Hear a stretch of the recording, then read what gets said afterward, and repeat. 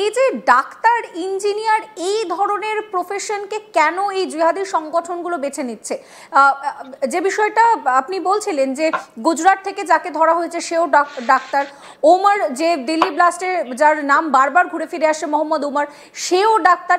কেন এই doctor, engineer এদেরকে, এই গোষ্ঠীটাকে টার্গেট করা হচ্ছে? মানে খুব এলিট ক্লাস বলে? দেখুন নট জাস্ট খুব এলিট ক্লাস, একটু সাইকোলজি অফ সিকিউরিটিতে ঢুকতে হবে। সেখানে বুঝতে হবে যে পুলিশকে যদি দেখবেন, ডাক্তারি গাড়িগুলোকে কম চেক করে, অ্যাম্বুলেন্স কম চেক হয়। কেন কম চেক হয়? তার কারণটা তো অবভিয়াসলি এটা ইমার্জেন্সি ডিউটির সাথে যুক্ত। এইবার হয়তো আপনি যদি 100টা অ্যাম্বুলেন্স চেক করেন, একটা অ্যাম্বুলেন্সে কিছু বেরোতে পারে, একটা প্রবাবিলিটি আছে, কিন্তু বাকি যে 99টা অ্যাম্বুলেন্স আছে তারা যে আপনার প্রতি একটা ক্ষোভ, উদ্বেগ এক্সপ্রেস করবে, সেইটার ওজনটা কিন্তু মারাত্মক, এবং সেটাতে শহর ভীষণভাবে এফেক্টেড হয়ে যাবে। সুতরাং পুলিশকে অটোমেটিক্যালি অ্যাম্বুলেন্স ছাড়তে হয়। ফেক পেশেন্ট না সত্যি পেশেন্ট সে জানে না। ডাক্তার যখন যাচ্ছে, ডাক্তার সে তার পরিচিতি দেখছে, সে অবভিয়াসলি ডাক্তার, সে তার আইডি প্রুফ দিচ্ছে। খুব জোর কি করতে পারে, সে আইডি প্রুফটাকে ভ্যালিডেট করতে পারে। হ্যাঁ, ভ্যালিডেটেড হচ্ছে। এবার যদি তন্ন করে তার গাড়ি সার্চ করে, এটা প্র্যাকটিক্যালি সম্ভব না। এই যে আইডি প্রুফের কথা আপনি বলছেন, সেটাও তো ফেক হতে পারে। এই যে দিল্লি ব্লাস্টে ওমরের ক্ষেত্রে যে গাড়িটা এতগুলো হাত বদল হয়েছে, যতবার হাত বদল হয়েছে ততবার তো ফেক কাগজ দিয়ে হাত বদল হয়েছে। হ্যাঁ, এটা একটা নতুন কোন ট্রেন্ড না, এটা টেররিজমের বহু পুরনো ট্রেন্ড। আমি এরকমও কেস স্টাডি দেখেছি, শুনেওছি। অ্যাক্সিডেন্ট হওয়া গাড়ি দীর্ঘকাল পড়ে আছে, সেই গাড়িটাকে রিভ্যাম্প করেছে, আবার করে নতুন করে ঠিকঠাক করে একটা ফলস প্লেট লাগিয়ে সেই গাড়িটা চলছে। এবং দেখুন, প্র্যাকটিক্যালি সব সময় সর্বদা সম্ভব হয় না যে একটা গাড়িকে আইডেন্টিফাই করে তাকে ট্র্যাক করে 100টা গাড়ির মধ্যে থেকে ধরে ফেললে ওয়েল এন্ড গুড, আরো ভালো সিকিউরিটি সিস্টেম, বাট সবসময় এটা ধরা সম্ভব হয় না। এবং এই লুপহোলস গুলোরই অ্যাডভান্টেজ নেওয়া হচ্ছে এদের মূল কাজ। এবং এই অ্যাডভান্টেজ গুলো নিয়ে এরা দিনের পর দিন এমন ভাবে এরা অ্যাটাক গুলো সাজিয়েছে, যেগুলো ভীষণভাবে পাবলিক লাইফকে এফেক্ট করে। আমি বারবারই বলছি যে এই যে এদের যে পরিধিটা, সেটা কিন্তু শুধুমাত্র এই একটা গাড়ির উপরে নয়, এই পরিধিটা অনেক বেশি, এবং বহু লোক এর সাথে যুক্ত। সেই লোক বা সেই কমিউনিটি বা সেই জায়গা যেখান থেকে এই লোকগুলো বিলং করে, সেই জায়গাগুলো ধরতে হবে। এই যে লজিস্টিক্স, এই যে মুজাম্বিল যে লজিস্টিক্স সাপোর্ট দিয়েছে, স্টোরেজ লোকেশন দিয়েছে, সেই মুজাম্বিল নিশ্চয়ই সেই স্টোরেজ লোকেশন বা লজিস্টিক্স দেওয়ার জন্য 100 জনের সাথে মিটিং করেছে, কথা বলেছে। কাদের সাথে কথা বলেছে, কোন কোন লোকের সাথে কথা বলেছে, কি কি ভাবে কথা বলেছে, কি কি মানে ট্রান্সফার হয়েছে তার জন্য, কোথা থেকে টাকার ট্রানজাকশন হয়েছে, সে তার মোবাইল গত 1-2 মাসে কোথায় কোথায় গেছিল, ফ্রিকোয়েন্ট ভিজিটস কোনগুলো, এই গোটা রেকর্ড গুলোকে নিয়ে অ্যানালিসিস করতে বসতে হবে। একটা রিসার্চ দরকার, এই গোটা পদ্ধতিগুলোর অ্যানালিসিস দরকার। তবেই একটা এমন কম্পোনেন্ট বা একটা ক্লোজ ডকুমেন্ট তৈরি হবে, যেই ডকুমেন্ট থেকে আমরা একটা অ্যালগোরিদম বা প্যাটার্ন খুঁজে পাবো যে আচ্ছা এই ঘটনাগুলো এইভাবে ঘটনা হচ্ছে।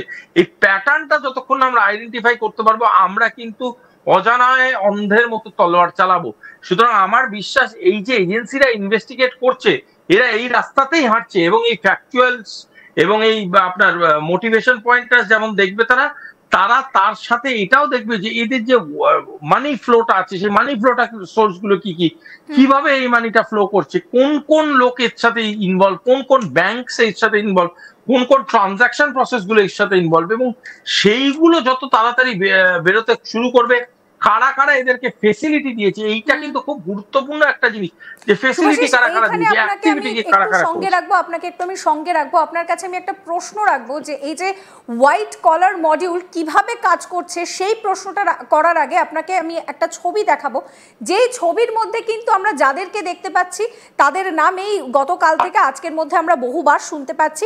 দেখুন, ডক্টর মুজাম্মিল, ডক্টর আদিল, এদের দুজনের কাছ থেকেই ফরিদাবাদে বিস্ফোরক উদ্ধার হয়েছে। এদের দুজনের সঙ্গেই কিন্তু যোগ রয়েছে ওমরের। এরপর যে ছবিটা আপনাদেরকে দেখাবো, দেখুন ডক্টর শাহিন, যে মহিলার কথা এতক্ষণ ধরে বলা হচ্ছিল, যে এই পুরো যে বিষ, সেই বিষ নিয়ে কারবার করার চেষ্টা করছিল, সেই শাহিন, সেও কিন্তু পেশায় ডক্টর।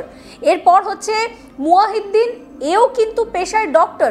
গুজরাটের যে ঘটনা আপনাদেরকে বললাম, যে রিসেন্ট বিষ, এই ব্যক্তি যিনি কিন্তু বিদেশ থেকে পড়াশোনা করে এসেছেন, এই সেই ব্যক্তি, তিনি এই ঘটনা ঘটিয়েছেন। এরপর হচ্ছে ডক্টর ওমর, যে এই দিল্লি ব্লাস্টে বারবার যে নামটা আপনারা গতকাল থেকে শুনতে পাচ্ছেন, ডক্টর ওমর। শুভাশিস, একটা জিনিস দেখুন, এই যে আমরা ছবিটা দেখাচ্ছি, doctor Muzammil, doctor Adil, doctor Omar, doctor Shaheen, doctor Muhiuddin, এরা প্রত্যেকেই পেশার আগে হচ্ছে ডক্টর। মানে আমি বলছি আপনাকে আগের ইন্টারভিউতে বললাম, সেটাতে এত এত এটাকে আপনি সিভিলিয়ান মাইন্ডসেটে দেখবেন, এটাই স্বাভাবিক বটে।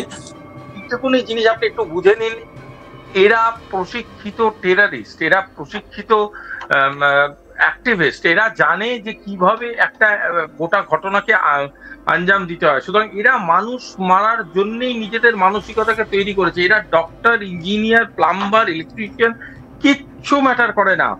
এরা প্ল্যান করেছে, ডক্টরটাকে নিজের কাভার হিসাবে রেখেছে এবং এই ডক্টরটাকে ব্যবহার করে তারা বিভিন্ন জায়গায় পেনিট্রেট করেছে, বিভিন্ন সোশ্যাল মাধ্যমে পেনিট্রেট করেছে। আজকে যদি আপনার ডাক্তারবাবু বলেন যে আপনার বাড়িতে গিয়ে আমি আপনাকে দেখবো, তাহলে আপনি কি বলবেন আপনি আসবেন না? কেন বলবেন না?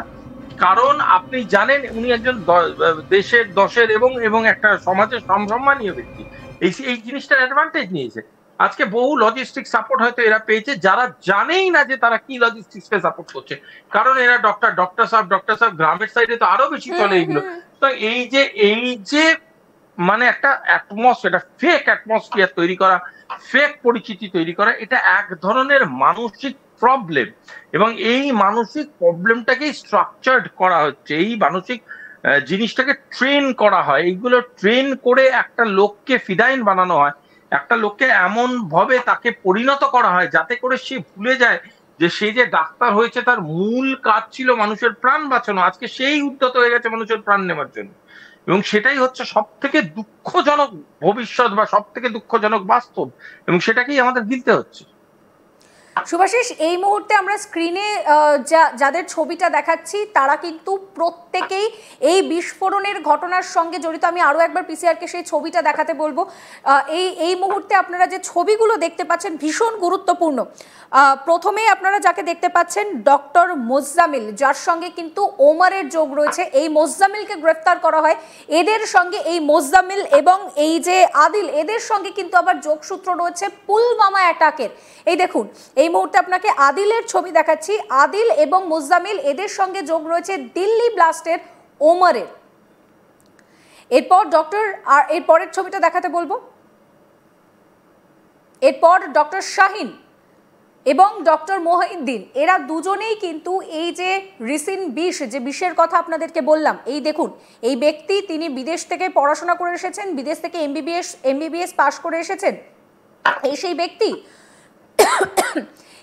ব্যক্তি তিনি কিন্তু এই রিসিন বিষ একেবারে বাজারে ছড়িয়ে দেওয়ার জন্য পুরো পরিকল্পনা সাজিয়ে ফেলেছিলেন।